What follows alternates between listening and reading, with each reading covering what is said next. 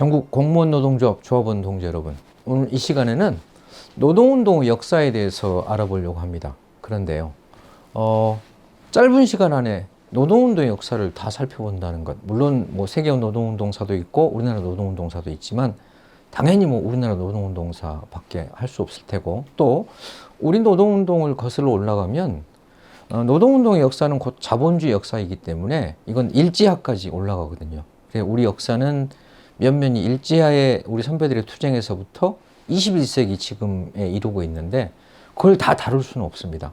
그래서 특히 이제 해방 직후 또 다루려고 해도 전평에서부터 또 4.19 이후 활발히 분출했던 노동운동까지 그걸 또 다루려고 해도 너무 범위가 광범해서 짧은 시간에는 다 다룰 수가 없습니다. 그래서 오늘 이 시간에는 특히 87년 이후 우리가 이른바 이제 민주노총으로 불리는 민주노동조합, 민주적인 노동조합들이 어떻게 탄생했고 그것이 오늘까지 어떻게 발전해 왔는가 하는 얘기를 정말 주마간산격으로 간략하게 요점적으로 특히 주요한 장면을 중심으로 살펴보려고 합니다. 그리고 시간이 좀 여력이 되면 공무원 노동조합의 건설과 오늘에 이르는 역사도 살펴봐야 되는데 얼마나 이걸 다룰 수 있을지 잘 모르겠어요. 그래서 우선 노동운동 역사에 대해서 알아보려고 하는데 말씀드렸다시피 1987년부터 알아보려고 합니다. 1987년이 우리나라 민주노동조합 운동으로 역사로 보면 아주 특이할 해인데 가령 1987년이 어떤 해인가 하는 그 의의를 알아보려면 87년 이전과 87년 이후에 어떤 변화가 우리 노동자들의 삶에 노동조합 운동에서 어떤 변화가 있는가를 살펴보는 것인데요. 그래서 1987년 우리 노동자에게 어떤 해였을까? 이 얘기는 87년 이전과 이후에 우리 노동자들이 어떻게 달라졌는가 하는 것인데요. 아시다시피 1987년은 우리나라 현대 정치사의 민주화 운동에서 6월 항쟁으로 기억되는, 즉 군사독재를 끝내고 비로소 시민혁명, 4.19의 미완의 시민혁명이 완수되는. 그래서 이 시발은 서울대 학생 박종철 학생이 남영동의 치안본부 대공무실에서 물고문 끝에 사망한 사건, 그걸 규탄하고 그래서 민주주의를 위한 새로운 역사가 쓰여진 게 이때죠. 이어서 이제 이게 서울시청 앞 광장에서 벌어졌던 이게 연세대 학생 이한열 열사 장례식이죠. 당시 서울 인구가 1000만이었다고 하는데 장례식에 100만 명이 참여해서 세계를 놀라게 했죠. 그래서 87년 투쟁은 지금 보시다시피 대학생들이 그 투쟁의 문을 열었고, 노동자들은 이게 이제 명동 거리에 사무직 노동자들이에요. 이것도 조직적으로 시위에 참여한 게 아니라 점심시간에 그 학생들의 투쟁에 호응하고 또 억울하게 죽어간 학생들에게 정말 우리가 이 미안한 마음으로 나와서 투쟁에 나선 것이었죠. 그래서 이제 6월 항쟁이 이 전두환 정권이 호언을 하게 했다고 한 것을 직선제견으로 수용하죠. 그 이후에 이제 7월부터, 그러니까 전두환 정권이 그걸 발표하게 된 게 87년 6월 29일, 그래서 6.29 선언이라고 훗날 얘기하는데, 그래서 6월 달에 전두환 정권이 직선제견을 수용하겠다고 하면서 민주화의 국면이 열리게 되니까 7월부터 9월까지 3개월 동안 무려 3,300건이 넘는 노동자들의 항쟁이 대거 터져 나옵니다. 그러니까 열린 공간, 민주화의 공간이 열리니까 이제 울산, 창원, 거제, 그러니까 중공업체의 남성 노동자를 중심으로 이건 1980년 9월 2일 현대중공업 투쟁인데요. 투쟁의 장면들을 보시면 요구사항들이 대체로 다 임금 인상인데 25%, 100%, 막 250%. 그러니까 이때는 주로 보시면 다 작업복을 입는 남성 노동자 중심으로, 그 다음 요구사항이 임금 인상으로 돼 있어요. 그러니까 87년에는 초저임금이었잖아요. 보시면 질서 정연한 거의 뭐 군대식 규율이 딱 잡혀 있다는 걸 알 수 있죠. 그래서 80년 7월부터 9월까지 이런 대투쟁을 하게 되고, 마침내 1987년 11월 전태일 열사 기일에 맞춰서, 그러니까 전태일 열사께서 1970년 11월 13일 분신하신 거 있잖아요. 그때로부터 이제 비로소 노동자들이 전태일 열사 계승 전국노동법 개정 투쟁 전국노동자대회라는 걸 하게 돼요. 지금은 이제 해마다 11월 13일 있는 주에 전국노동자대회를 민주노총 이름으로 개최하게 되죠. 그게 처음으로 열린 게 1987년이었다는 것입니다. 그래서 87년이 어떤 해라고 말할 수 있을까요? 87년 이전에는 어용노조는 있었지만 민주노조는 없었습니다. 87년 7월부터 9월까지 3,300여 건의 그런 투쟁을 통해서 비로소 민주노조가 필증을 받게 된 거거든요. 그래서 요약하면 80년 노동자 대투쟁은 이렇게 말할 수 있겠죠. 다른 말로 시민권이죠. 필증이죠. 합법적인, 그러니까 헌법에 명시된 자주적인 노동적 결성의 자유. 그래서 여기 이제 문호조 시대에 종식 그랬는데 여기서 말하는 문호조는 민주노조를 말하죠. 그래서 민주노조가 하나도 없었는데 드디어 민주노조가 시민권을 얻게 됐다는 것이고, 이것이 주는 교훈은 전부 투쟁으로 쟁취했거든요. 권력이 시혜나 온정을 베풀어서 얻은 게 아니었고 그랬고, 또 이것이 역사적으로나 운동적으로 갖고 있는 의미는 그때까지 사회운동은 주로 재야운동이나 대학생운동이었어요. 근데 비로소 이제 노동자들이, 조직된 노동자들이 운동의 주역으로, 중심으로 등장하게 돼서, 그래서 그걸 새시대 이렇게 말했어요. 새시대는 이제 주체가 새로운 주체가 등장했다 이런 뜻이잖아요. 그래서 이후 1987년부터 1997년까지 10년 동안 노동자들이 헌법에 보장된 노동적 결성의 자유에 기초해서 단체 교섭과 단체 행동을 통해서 임금을 인상하고 처우를 개선하기 시작합니다. 이게 1987년 한 대목이었어요. 그런데 이때 노동조합들은 전부 기업별 노조였어요. 민노총이 없었죠.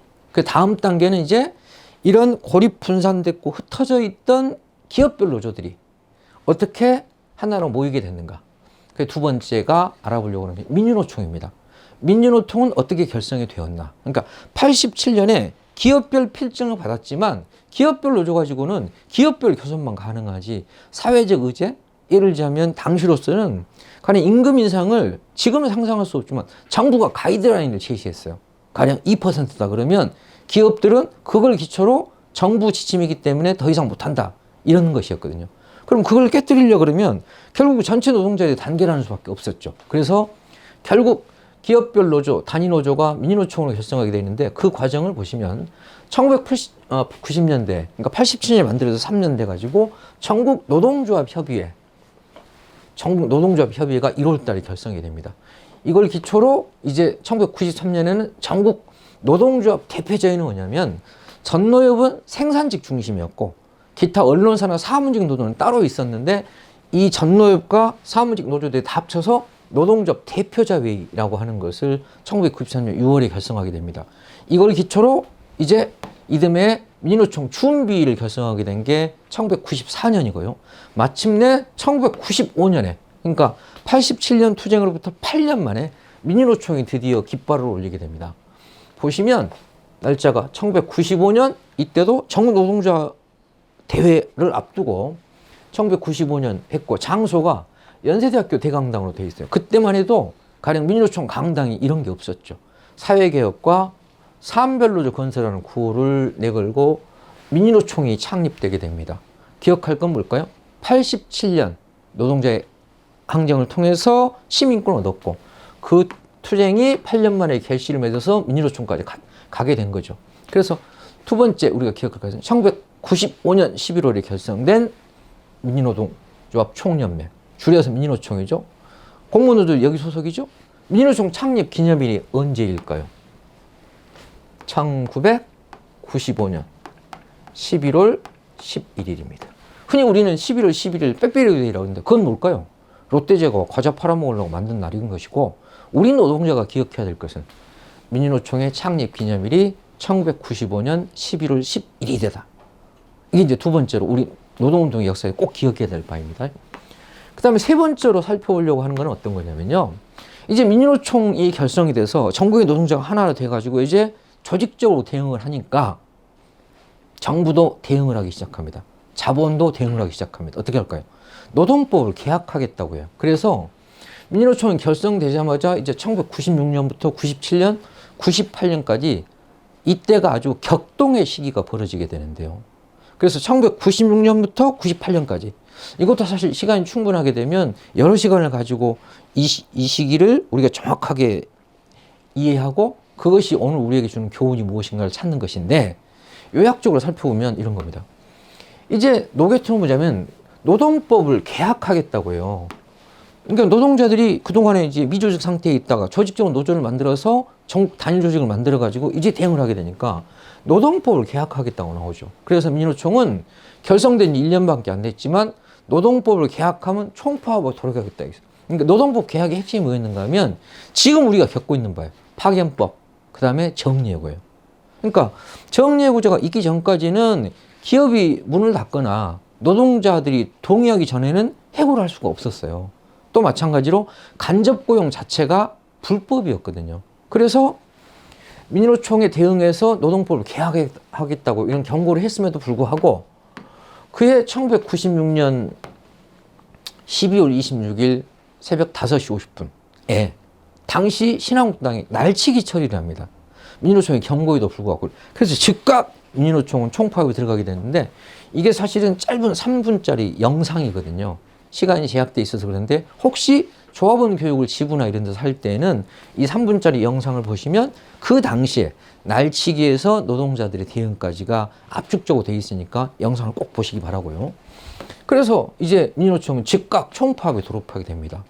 노동조합을 결성한 지 1년밖에 안 됐고 당시 조합원들은 43만 정도, 40만을 겨우 넘긴 신생 노조였는데 총파업에 돌입하게 되고 이게 명동성당 보이시죠? 그때만 해도 대학, 그 다음에 성당 이런 데가 이제 그나마 안정적으로 공간이 확보된 시기였죠. 노동법 날치기에 맞서서 총파업에 들어가게 됩니다. 그래서 그 결과는 보시겠지만 1996년 12월 26일 새벽에 5시 50분이에요. 날치기를 통과시킵니다. 야당은 없는데 신한국당, 여당만 모여가지고 즉각 총파업에 들어가게 됩니다. 이 총파업은 해방 직후 그리고 4.19 직후를 빼고는 정말 역사를 지금 어마어마한 총파업이었고 결성된 지 1년밖에 안 됐는데 민주노총이 벌인 민주노총 이름으로 최초의 총파업이었고 그래서 당시 정권이 김영삼 정권이었는데 김영삼 정권 퇴진 그 다음에 이제 투쟁을 해서 마침내 2달을 파업을 해요. 2달을 파업을 해가지고 개혁된 노동법을 원천무효시킵니다. 이 원천무효는 어떤 뜻인가 하면 우리 헌정사에 그 전에 한 번도 없었어요. 그 이후에도 없었는데 원천무효는 뭐냐면 통과된 법이 시행도 되기 전에 폐기하는 걸 원천무효라고 그러거든요. 이것은 1996년 12월에서 1997년 2월까지 투쟁돼서 민주노총이 유일무이하게 전무후무하게 달성한 위대한 투쟁이었어요. 그래서 민주노총만이 했다는 건 이를테면 여러분 역사책에 그런 거 보시죠? 가령 날치기를 했더니 뭐 김두한이 똥물을 끼얹어 가지고 뭐 신민당 야당이 국회에 농성을 했는데 그래도 일단 통과되면 다 시행이 됐는데 노동법은 96년 12월 통과됐던 게 무효가 됩니다. 위대한 승리를 거두게 되죠. 그래서 96년이 우리에게 어떤 해일까요? 1996년 마침내 민주노총이 총파업을 한 해이고 이 총파업의 역사적 의의는 뭘까요? 첫째, 원천무효.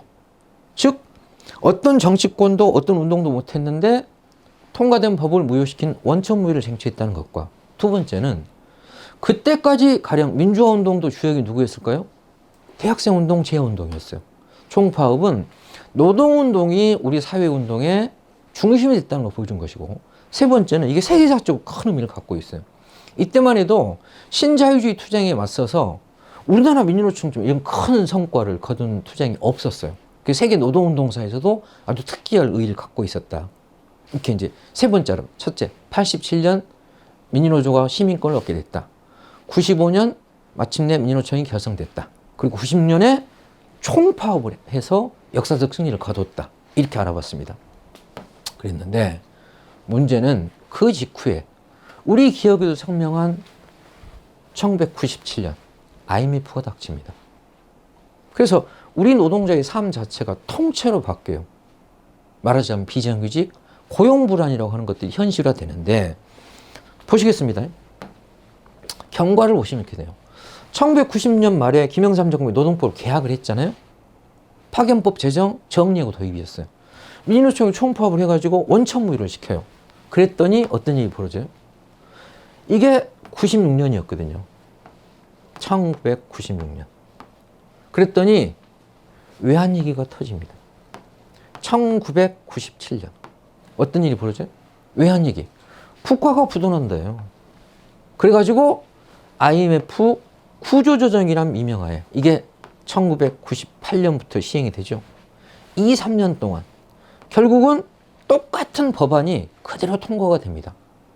근데 민주노총은 국가가 부도난다. 즉 노동자의 고용 안정시키기 위해서 나라가 망해도 좋은가? 라는 이 이데올로기 공세 앞에서 속수무책으로 당하게 되죠. 그래서 우리가 꼭 기억해야 될 게 뭘까요? 이 시기입니다. 그래서 보시면 이게 1997년 12월 3일인데요. 이때가 IMF와 구제금융을 협약하게 된다. 이게 경향신문인데 경제신탁통치라고 명명했습니다. 당시 중앙일보는 뭐라고 그걸 표시했는가 하면 경제주권을 3년 동안 즉 550억 달러를 긴급, 그러니까 말하자면 이게 급전이에요. 달러가 없으니까 급전을 빌려오는 대신에 경제정책을 IMF 요구들이 한다. 그러니까 주권이라고 써있죠. 여기는 신탁통제로 돼 있죠.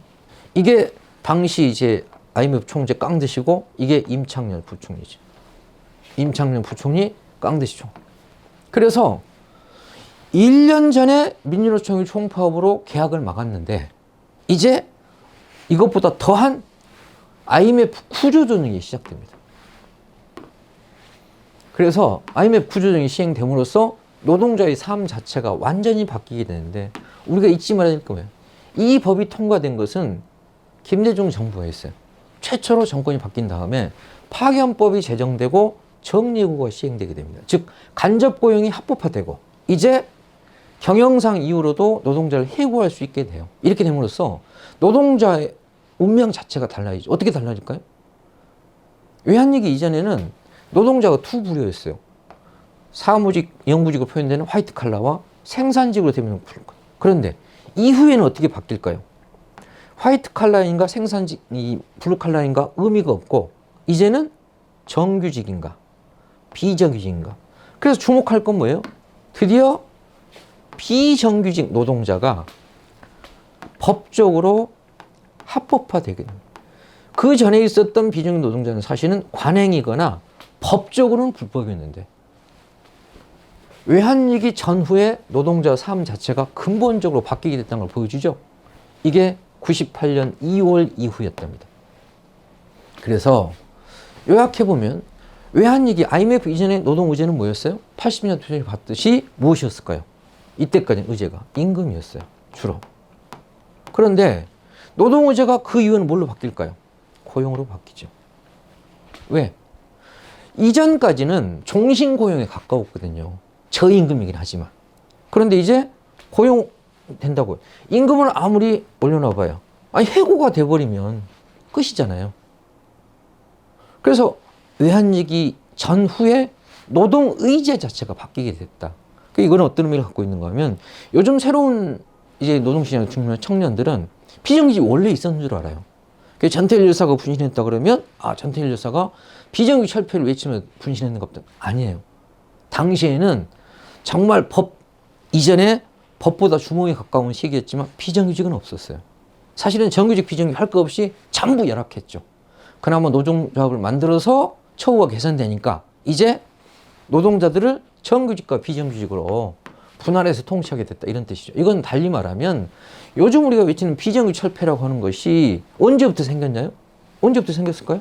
아까 보셨듯이 1998년 2월 이후였다 이런 뜻이고 비정규직 철폐하는 근본적인 해법은 뭘까요? 2월 이전에 없었으니까 파견법 폐지하고 근로기준법상의 정리해고 규정을 원상복구를 하게 되면 비정규직이라고 하는 것 자체가 없어지죠. 비정규직 만들어진 법적 근거가 파견제의 도입과 정리해고의 도입이었으니까. 그렇죠? 그래서 우리가 구호를 비정규직 철폐를 외치는데 그 해법이 뭔가? 근본적으로는 그래요. 다만 국회에서 그 법이 그렇게 개정이 안 되고 폐지가 안 돼서 그런 것이지 제도적 해법, 근본적 해법은 그런 것이다 라고 하는 것을 보여주고 있고요. 이제 생각해 볼 것은 이런 겁니다. IMF 구조조정을 강요할 때 그 명분이 무엇이었는가 하면 외환위기였어요. 달러가 없다 이거죠. 그런데 이 IMF로부터 꼬았던 긴급 구제 자금을 3년 만에 갚아요. 즉 2001년에 갚아요. 3년 만에. 그럼 다 갚았잖아요. 외환위기가 끝났잖아요. 그럼 어떻게 해야 되죠? 다 갚았고 외환위기가 끝났으면 어떻게 될까요? 나라가 부도난다고 해서, 가령 기업으로 치면 회사가 부도난다고 해서 상여금 반납하고 임금 동결했다 이거예요. 그 회사가 정상화되면 상여금도 원상회복을 하고 어떻게 될까요? 임금도 물가가 오른 만큼 올려야 정상이죠. 이번 대우조선 투쟁도 마찬가지 아닙니까? 조선업이 어렵다고 해서 상여금 다 삭감하고 임금 다 동결하고 오히려 했던 것을 원상회복을 해달라고 하는 요구였던 거거든요. 그런데 문제는 뭐였을까요? 외환위기가 끝났는데 원상회복을 안 했다는 거예요. 그럼 뭘까요? 나라가 부도났기 때문에 부도를 막기 위해서 고통 분담 차원에서 노동자에게도 그런 요구를 했던 건데, 그럼 이게 다 끝났으면 원상회복을 해줘야 되는 거죠. 그런데 그때로부터 20년이 지났지만 원상회복이 안 되고 있죠. 뭘까요? 그게 뭐였을까요? 이런 거죠. IMF 구조조정 정책을 철폐하는 것인데, 이게 사실은 IMF 구조정책이 뭘까요? 오래된 폐단이니까 이걸 뭐라 그래요? 적폐 이렇게 말할 수 있죠. 폐단이 쌓여있다잖아요. 그 적폐 청산의 구호가 언제 나왔어요? 촛불항쟁 때 나왔던 거죠. 그 적폐 청산이 노동자에게 뭐였을까요? 그렇죠. 파견제 도입, 정리해구제 시행. 이것을 원상회복해야 된다. 이런 것들이 노동자들이 적폐 청산을 요구했던 것이죠. 그래서 98년 2월을 꼭 기억할 필요가 있겠다는 것이고, 이제 구조조정 철폐, 적폐 청산하게 되면 떠오르는 게 뭘까요? 우리가 마지막 대목으로 살펴볼 것은 그렇습니다. 마지막 대목으로 살펴볼 것은 이렇습니다. 촛불항쟁입니다. 이것은 이제 5년 전 일어났던 일이니까 모두가 기억에 생생하죠. 기억할 것은, 우리가 꼭 잊지 말아야 될 건 뭘까? 명심해야 될 것은 촛불항쟁이 벌어지게 된 배경입니다. 우리는 흔히 최순실의 비선 실세의 농단으로 가령 박근혜 대통령이 탄핵된 것으로 알고 있는데, 촛불항쟁의 배경은 우리 노동운동의 역사와 긴밀히 연결되어 있고, 왜 노동자들이 촛불항쟁의 중심일 수밖에 없었는가 하는 것을 이해하는 것이 우리 노동운동사에서도 굉장히 중요한 의미를 갖고 있습니다. 또 공무원 노동자들이 촛불항쟁은 어떤 의미를 갖고 있을까요? 그렇습니다.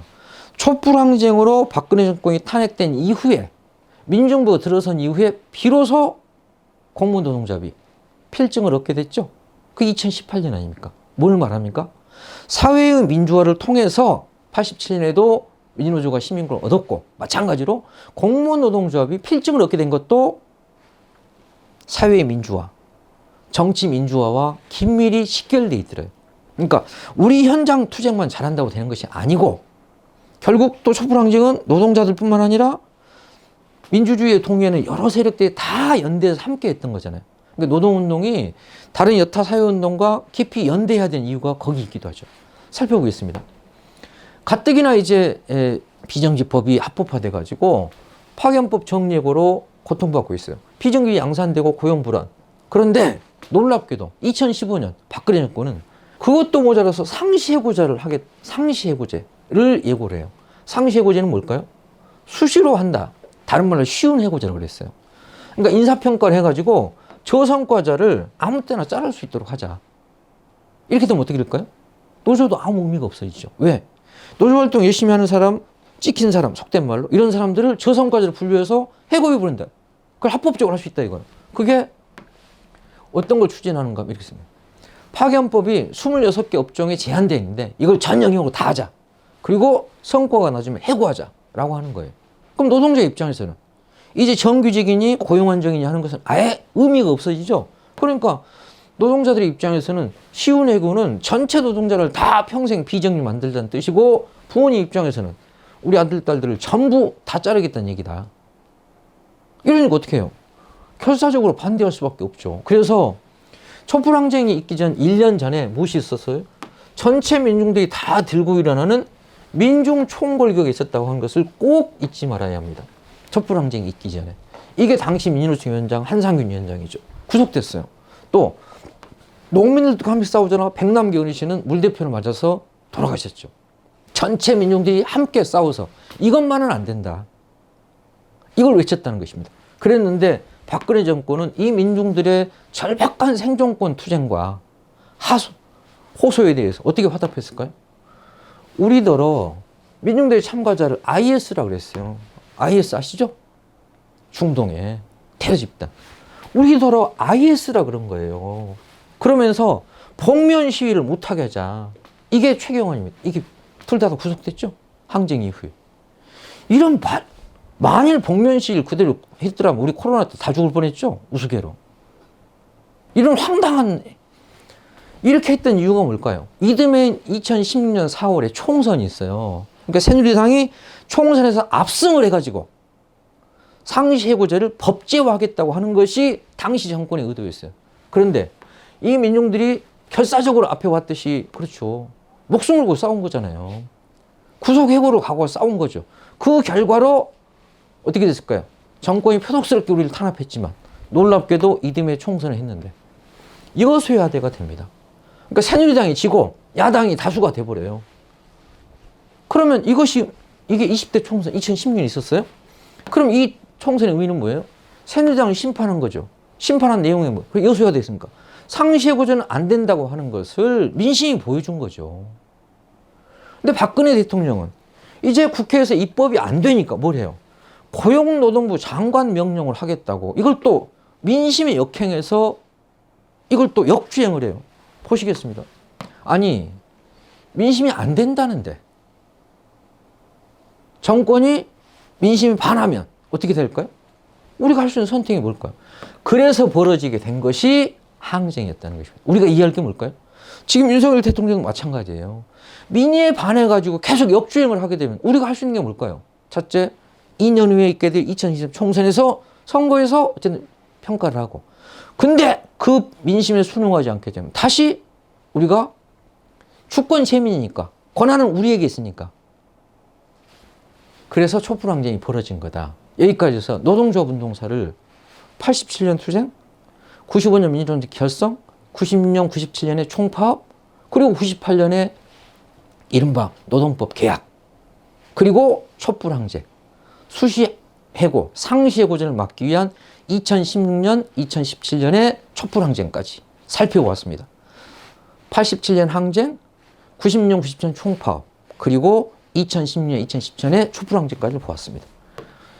여기까지 보시면 노동조합의 역사를 아주 짧게 살펴보았지만 이 역사가 무엇을 말해주는가를 말할 수 있죠. 덧붙여서 시간은 제약되어 있지만 공무원 노동조합 운동의 역사는 사실은 유튜브에 가시면 15분 안에 공무원 노조 역사 끝내기라는 동영상을 공무원 노조에서 올려놨어요. 그게 공무원 노동조합 투쟁과 승리의 역사인데요. 그게 뭘까요? 지금부터 20년 전, 올해 공무원 노조는 20년 됐지 않습니까? 2002년 3월 23일 창립 대의원대에서 지금까지 걸어온 20년을 아주 압축적으로 해놨습니다. 사실은 이게 이제 15분 내외고 정확히는 15분 한 50초쯤 되는데 지부에서 조합원 교육할 때 꼭 보시기를 저는 강력히 권고합니다. 공무원 노동조합의 역사는 사실은 여기 보면 물론 이 20년의 과정에 벌써 유명을 달리한 우리 선배 노동자도 계시고 구속, 해고, 형사처벌 등등이 다반사였어요. 어떻게 보면 우리나라 민주노조 운동 역사의 압축판이라고도 할 수 있습니다. 그 투쟁을 벌여서 16년 만에 겨우 필정을 받아낸 과정이 다 들어있습니다. 여기 나온 장면들은 그 15분 안에 끝내는 공무원노조 투쟁 역사의 한 장면들을 보여냈습니다. 그러니까 사무실 폐쇄하고 강제로 끌어내고 구속시키고 해고시키고 인사상 불이익을 주고 그런데도 불구하고 그 탄압을 들고 마침내 법원노조와 흩어져 있던 공무원노조들이 하나로 통합을 해가지고 민주노총에 가입을 해서 이명박 정부의 민주노총 탄압에 쐐기를 받고 반전을 일으켰던 역사. 그리고 이제 총회와 연금투쟁을 통해서 마침내 이제 8기, 9기 집행부를 세워내고 촛불항쟁에 함께하고 그 이후에 이제 드디어 이게 촛불항쟁이죠. 공무원 노동자들도 누구나 참여했습니다. 현행법상으로는 정책 자유가 없지만 이 항쟁에 빠질 수가 없잖아요. 그래서 마침내 이제 해고자의 원직복직과 정치기본 보장 그리고 이제 신고 필증을 달라는 투쟁을 하게 되죠. 그래서 마침내 감격스럽게 이제 어떻습니까? 현판식을 하게 됩니다. 16년 만에 그 숱한 투쟁과 해고와 구속과 아픔을 딛고 마침내 이제 합법적인 필증을 받게 돼서 그렇죠. 교섭이란 걸 하게 되죠. 그렇지만 여전히 한계가 뭘까요? 정치 이봉권이 없어요. 또 한계가 뭘까요? 단체 행동권이 없어요. 그리고 해고자 문제도 해결되지 않은 상태로 어쨌든 했다가 그래서 노동삼권 쟁취, 원직복직, 정치 이봉권 이 3대 요구를 가지고 8기, 9기 집행부가 투쟁을 했고 마침내 이제 해고자 만족스럽지는 않지만 복직을 장취하게 됐고 그래서 이제 노동조합으로서 대중조직으로서 노동조합으로서 자리를 잡아나게 되고 이제 출범 20년을 맞이해서 마침내 110만 노동조합을 공무원 노동자를 대변하는 20만 조합원 시대를 실현하자라는 목표를 제시하고 있다고 하는 것이 15분 안에 16분 정도에 걸쳐서 압축적으로 되어 있습니다. 거듭 말씀드리지만 사실은 오늘은 이제 시간이 제약되어 있어서 공무원노조 역사에 대해서는 제가 정말 주마간단식으로 간단히 살펴보았는데 그 영상을 꼭 보시고 지부에서 특히 이제 지부의 교육을 할 때는 선배 우리 조합 노동조합을 먼저 했던 선배 간부진들과 함께 이걸 알아보게 되면 너무나 생생한 살아있는 교육이 되지 않겠나 생각합니다. 이제 사실은 이걸 이제 30분 안에 한 강좌를 끝내려고 하니까 너무나 정말 거의 맛보기 수준에서 해왔었는데요. 노동운동의 역사를 마무리하면 이렇게 말할 수 있겠습니다. 87년 노동자 대통령 역사적 의의가 무엇일까요? 민주노조가 시민권을 얻게 됐다. 90년 민주노총 총파업 역사적 의의는 무엇일까요? 드디어 우리 사회운동의 중심이 노동운동이고 특히 악법을 폐기시키는 위대한 투쟁을 하게 된 거다. 이때 사실은 아쉽게도 공무원 노동조합이 없었으니까 참여할 수 없었죠. 노동의제가 임금에서 고용을 받게 된 거니까 외환위기 이후다. 그 다음 촛불항쟁의 주역은 누구였는가? 이때 90년에 이어서 뭐였을까요? 노동자들이 기본 동력이었다. 그 이전에는 대학생, 재하인사, 종교인 이런 분들이 선도적으로 투쟁을 했다면 이제 누가 뭐라고 해도 우리나라 사회운동의 최대 가장 큰 힘을 갖고 있는 조직은 민주노총입니다. 그래서 지금까지 역사를 보면 노동운동의 역사가 노동자 투쟁의 역사이고 공무원 노동조합은 사실은 촛불항쟁 이후에 이제 필증을 받게 된 데서 드러났듯이 여러 노동조합과 연대하고 함께하는 투쟁을 통해서 자신의 권익을 쟁취해왔다는 것이거든요. 물론 우리 동력이 기본이긴 합니다. 왜 공무원 노동자들이 그렇죠. 관공서의 울타리를 넘어서 여러 계층의 노동자들과 함께하고 또 노동자뿐만 아니라 농민, 여성, 청년 등과 함께 해야 되는 이유가 뭘까요? 80년 노동자 투쟁에서 보았듯이 사회의 민주화와 더불어서 그것을 기반으로 노동인권을 실현할 수 있게 됐다는 것이고 또 노동자들의 투쟁이라고 하는 것은 시민들의 국민들이 압도적 지지를 얻게 될 때 승리하게 된다는 것이거든요. 그 노동운동의 역사는 노동자 투쟁의 역사이고 노동자 투쟁의 역사는 우리만의 투쟁이 아니라 함께 연대하고 공동 투쟁을 해온 역사였다. 그래서 공무원 노조야말로 특히 가령 단체 행동권 제약돼 있고 정치 기본권이 없는 조건에서는 어느 노조보다도 사실 민주노총과 여타 민주노조와 여타 사회운동과 긴밀히 연계하고 함께하는 것이 더욱더 중요하다는 걸 알 수 있겠습니다. 우리의 요구를 실현하는데 여러 사회운동과 계급계층의 지지가 있을 때만 비로소 자신의 요구를 힘있게 실현할 수 있다 하는 것을 지난 역사를 통해서도 알 수 있었습니다. 이상으로 이제 노동운동의 역사에 대해서 간단히 살펴봤는데요. 거듭 말씀드리지만 사실은 일제에서부터 면면이 이어져 온 우리 선배 노동자들의 투쟁, 이 노동운동의 역사는 여러 시간에 걸쳐서 또 더 나아가게 되면 마석을 비롯한 가령 열삼 요역 그리고 투쟁의 현장 답사등을 해야 이게 살아있는 교육이 되잖아요. 가령 4.3의 역사를 하려면 제주도를 가보는 게 좋고 5.18 역사를 42년인데 가면 광주를 가보면 살아있는 역사를 배우게 되잖아요.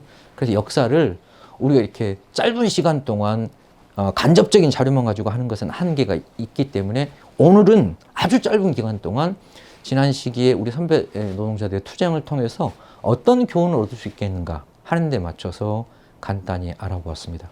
이상 민중교육연구소 소장 이의엽이었습니다. 감사합니다.